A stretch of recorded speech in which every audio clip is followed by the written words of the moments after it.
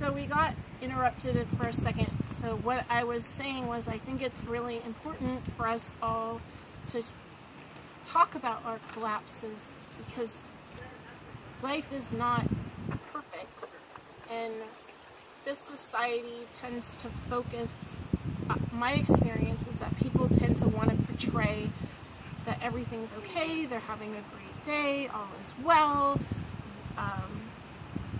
and that makes it hard to be vulnerable. And I believe that what got me to this point in my journey of collapse was my inability to cope with my reality. And so during my collapses, like during the fire, after my mom's death, and the trauma that was going on around that, I was thinking that I needed to be really strong and happy. And so I pushed myself really hard. And this was all at the end of 8 years of working without a single day off. And that's not an exaggeration. So I was a business owner.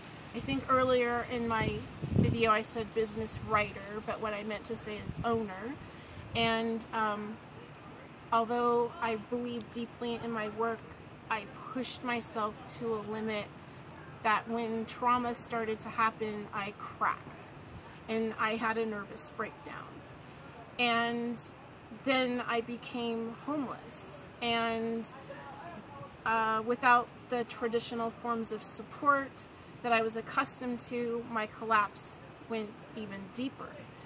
And I was unable to comprehend why I would be a formerly middle-class, successful person whose parents deeply loved her and protected her as to the best of their ability from anything that they could, why I suddenly had no support and was immersed in drugs. I didn't do drugs, but in a drug-filled environment, violence, and insanity.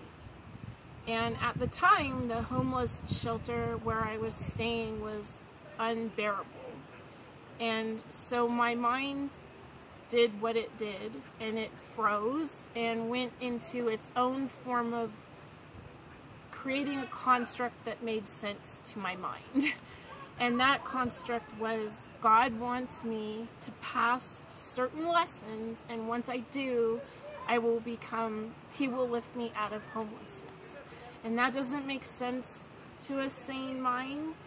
That doesn't make sense maybe to somebody who's comfortable sitting at home on their couch watching this video. It doesn't make a lot of sense to me right now. But I can just say that in the trauma that I was in when I became homeless, I did some things that didn't enable me to take care of myself at all or deal with my reality. So I allowed myself to be put in really harmful circumstances. I was abducted, I was beaten, I was threatened with rape, and my construct just got stronger because of my inability to be where I was at, which was in a really bad place. So I ended up, after all that happened, bathing naked in a river because I thought, A, I didn't want to be at the homeless shelter anymore, and B, I thought if I overcame even my most basic inhibitions, that God would release me from these trials that I was facing. And I was arrested 7 times for that behavior, and in those arrests I was either taken to jail or to psych wards.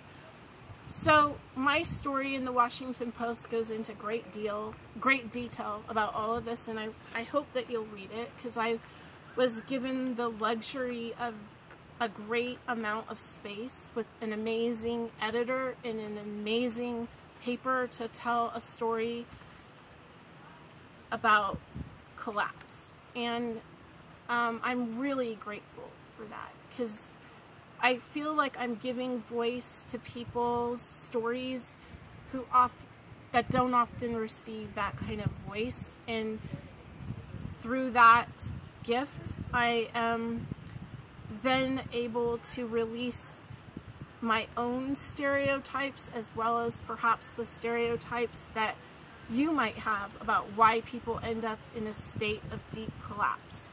So to know that my story might make that difference is something that I'm really grateful for. And that's why I'm choosing to be this transparent, is to open people's minds and hearts to see past our stories and our projections and our judgments, most of all our judgments. So that was the purpose of this video, was to share why anyone would go back into the travails of a not very pleasant experience that I might want to cover up as I move forward in this journey. But I don't want to, because I want my experiences to mean something and to help others. And I by no means think that I have overcome everything 19 months after I've emerged from homelessness. I'm still working on creating a life that I love. I wish I could say, and now she's back with horses, and now she has this amazing life, and you know, it's just, here was this contrast and now here's the other contrast. But actually the reality has been that it's been a very incremental, one step after the other emergence. And it's been a lot of work, and I've been going to support groups. I've been working with a wonderful therapist, and I do self-inquiry, and I want to share that in other videos, those things that have helped me so much. And